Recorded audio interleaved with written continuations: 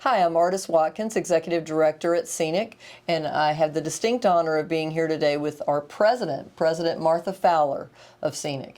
And we are talking about the budget.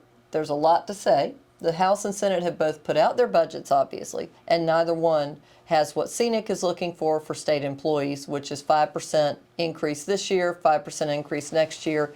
Now, President Fowler has a unique perspective, not just as the elected representative of all 46,000 SEANC members, but as a retired state employee. So if you can tell us a bit about your experience and what you experienced on the job and why you left and when you left. After working with the state for over 30 years, I left state government due to retirement. And I don't believe I would have retired as soon as I did if it had not been for the lack of being able to earn a decent wage and to be given the promise of a pay raise, yet to have the General Assembly deny me one year after year. After working on the job, seeing so few people coming in, a lot more people leaving, seeing people that worked a long period of time and not able to get the benefits that they deserved. And we just don't have the people in place to perform the functions that the job requires. So this is difficult for those employees that are remaining on the job, trying to do the best that they can to make sure that the work gets done. Almost 9% of state government is set to retire within the next year. So we have a large potential for a mass exodus in state government, in addition to attrition. What do you think is keeping, we're clearly having, according to all of the data, a hard time getting young people to come into work, into state positions, and that's a problem. So what do you think's hampering that? Well, the pay, of course. You know, they don't pay as much for the job that we think the job requires. Right.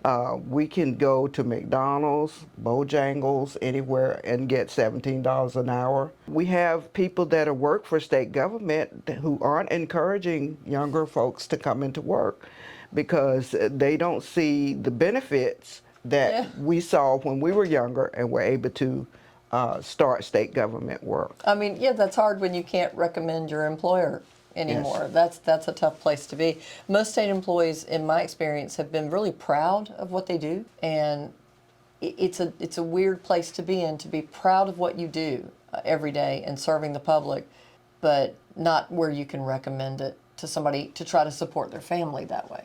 And are the benefits less than what you? Oh, the benefits are less as well, because when I came on board, we were able to get retirement. Of course, we contributed our 6% to the retirement system, but the state always matched or gave more to the system so that the system would be viable. Well, and you're a retiree. Yes. And retirees always were told, hey, the way the system is set up, there will be COLAs for you one day. There'll be cost of living adjustments, a little bump in your retirement check every year to try to help cushion that blow of increasing costs. Have you gotten a COLA? Hasn't happened. In years. It's been a long time since I've gotten a cost of living adjustment. So do and you as I feel stated like, earlier, you know, everything's going up. Yeah. But do you feel like that affects somebody who's considering whether they're going to come work for the state, if that they see that or hear that from retirees and think, that's no longer a reason? Well, you hate to disencourage people from working for state government, but, you know, why should we encourage people to come if the pay is not going to be commensurate with the job, if they can go and get a less stressful job and work somewhere else when they could do better? Okay, I've got a tough question for you. Sure. We get this all the time. Why don't people know when they go to work for the state, you're going to make less? It's just the way it is. But your benefits are going to make up for it. Well, it used to be that way. When I first came to work, it was that way. You could get a better paying job with state government. Your pay wasn't going to be as high, but we knew that we would make up for it in benefits. We had a state health plan. We had a retirement system. We had health care. So we had those things that were benefits that we could count on that kept us going and kept us looking towards retirement in the future. but it's not happening. So it's really tough for those individuals thinking about coming to work. Yeah, they won't have health care when they retire if they Right. came to work after January of 2021, and that's a big deal. It is a big deal. And you're absolutely right when you say lagging behind the private sector is now, I think the pay is 14.9% lower for a public employee, for a state employee, than in the private sector. It's not like a big raise is going to put us nipping on the heels of what the private sector makes, and yet the benefits are also dwindling. So you're president every day, but if you were king for a day, and you were told, we will do whatever you say it takes to be able to recruit state employees and fill these jobs, what would your advice be to make that happen? I think we need to evaluate the starting pay on positions, make sure that we look at the positions that the pay is commensurate with the work that we have. I think that we need to have a viable system where cost of living adjustments occur routinely, not just periodically.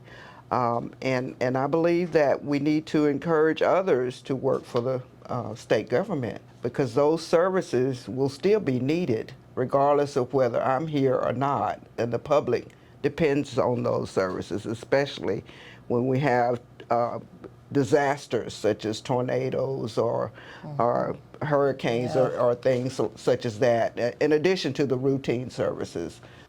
What is your advice and what is your plea to your membership about what to do next? Just give up? I mean, this is so awful, or? Well, we can't give up. We have to continue the fight. We have to encourage our legislators to give us the 5% cost of living adjustment in each of the next couple of years.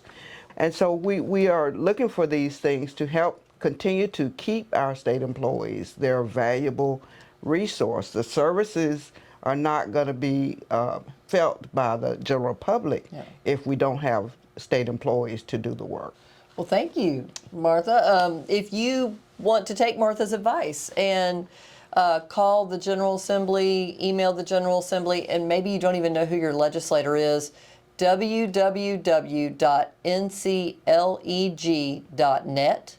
Or just go to SEANC's website, www.seanc.org. You can follow the links there and find your representative, your senator. Make your voice known.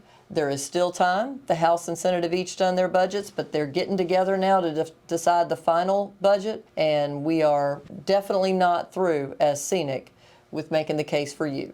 We will continue to fight for your rights and benefits of the current, future, and retired state employees. Thank you.